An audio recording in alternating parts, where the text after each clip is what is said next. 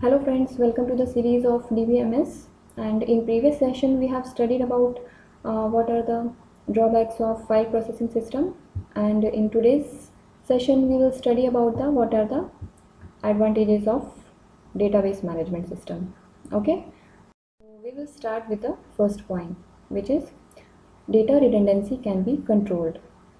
See, in file processing system, we have seen there are multiple files, like for storing the student information, there will be student file. Similarly, there will be the grade file, library file, and the hostel file. Okay, and these files can be stored on different locations in a system, or you can say they can be stored on a different systems. Okay, but here in DBMS, generally all the files are integrated in a single database. How?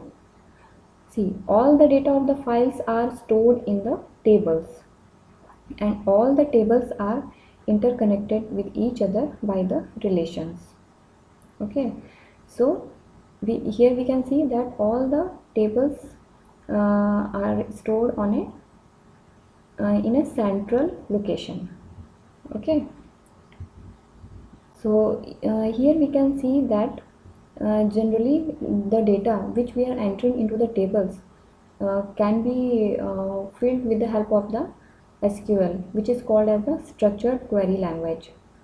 With the help of SQL we can store the data, update the data, and there are multiple operations that can be performed with the SQL. Okay, so all the data are stored in the tables in such a way that there is no duplication of data, means the whole data is stored only once at a single place, so there is no chance of duplicate data. And generally the technique by which we achieve this is called as the normalization. So by this way we can achieve the or we can say that we can control the data redundancy. Alright, then come to the second point, which is data consistency. Data consistency is maintained in DBMS because there is no data redundancy. Here in DBMS, data is stored in a single repository. Okay, so single value of particular data is present at only one place. See, we have seen that the data is stored in the form of tables in the database. Okay, so student information will be stored into the student table, right? We can say that in grade table there would not be the student information. The student information we can find only in the student table. So suppose if there is a change in the mobile number of a particular student, then mobile number will be present only in the student table, and if we'll update the value here, then the updated value will be reflected to all the users simultaneously. Okay, or you can say that if a particular program is accessing that value, then that particular program will also get the updated value. So in this way we can achieve the data consistency. All right, so then the next point is the data mapping and access issue. DBMS has the facility to establish a link between two related tables by means of primary key foreign key relationship. Due to this mapping, a programmer can easily search for related tables, join them, and fire the query as per the requirement. Okay, suppose we have a table, student table. Similarly, for storing the data of student, then we have a grade table for storing the performance information of the student. Okay, but if we'll see these two, if we'll check that these two tables has a common column which is called as the student ID. Why? Because student ID is a primary key in the student table, but student ID in the grade table is called as the foreign key. Okay, so this is basically with the help of primary key, foreign key, we establish a link between the two different tables. Okay, means with the help of this relation we can join these two tables, and we will write a SQL query, and we can fetch the desired result in the form of report.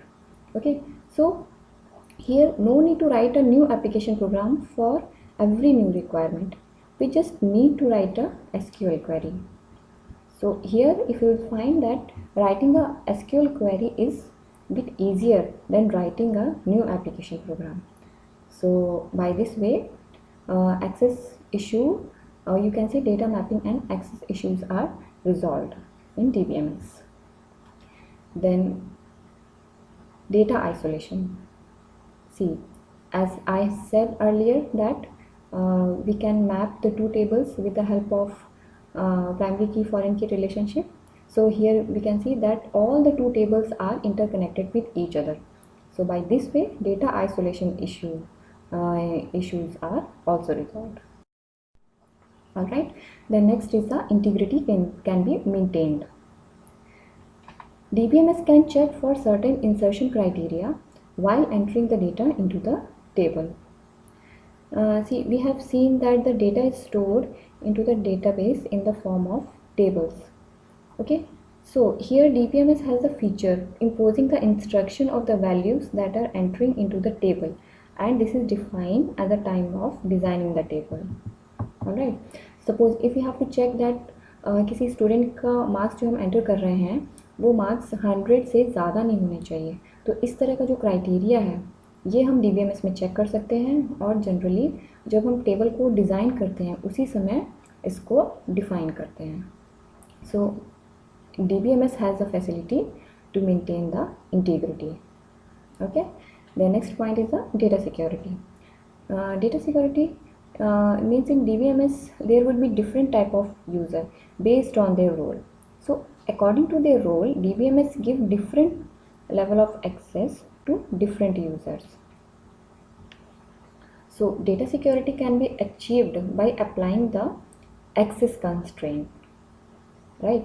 For example अगर हम bank का example लेते हैं तो bank में जो account holder होता है अगर वो अपना पर्टिकुलर डेटा चेक करेगा ऑनलाइन अगर चेक करता है तो मीन्स नेट बैंकिंग के थ्रू, तो he has only view access, means वो अपना डेटा उसमें व्यू तो कर सकता है बट उसमें चेंजेस नहीं कर सकता या उसमें अपडेशन नहीं कर सकता. ओके, अगर उसे कुछ भी अपडेशन करना है तो इसके लिए उसको he has to fill a form, then he has to submit it to the bank, and then bank will, or you can say that in bank authorized employee will update the data on the behalf of the user.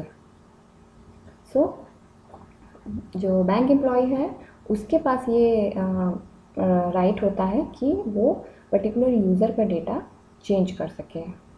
Okay, so this security feature protects your important data from unauthorized access or misuse of data. Alright, so these are the main points which cover the what are the advantages of DBMS. Okay, और भी बहुत सारे advantages हैं but these are the main one.